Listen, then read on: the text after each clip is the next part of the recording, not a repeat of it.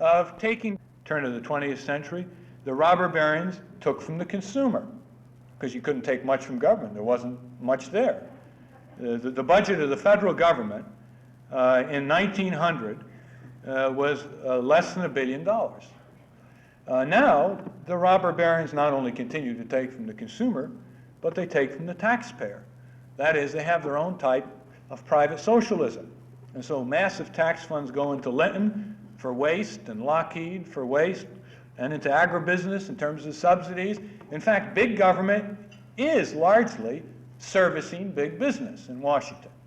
The part of big government that the corporations dislike amounts to less than 0.5% of the federal budget. Those little tiny bureaus that are supposed to protect the consumer or to protect the citizen in general. But the big manpower and the big budgets and the big money come in these contractual and these grant and these subsidy programs right across the board. And as a result, the distinction between business and government has all but disappeared in Washington and at some lower levels as well.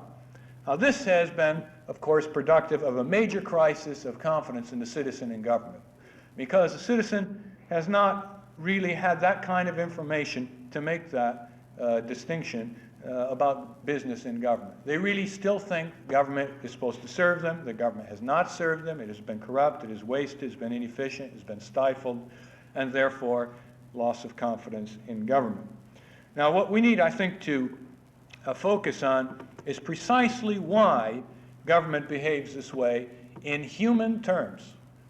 I don't think any government bureaucracy can possibly be accountable unless the government officials are accountable as human beings.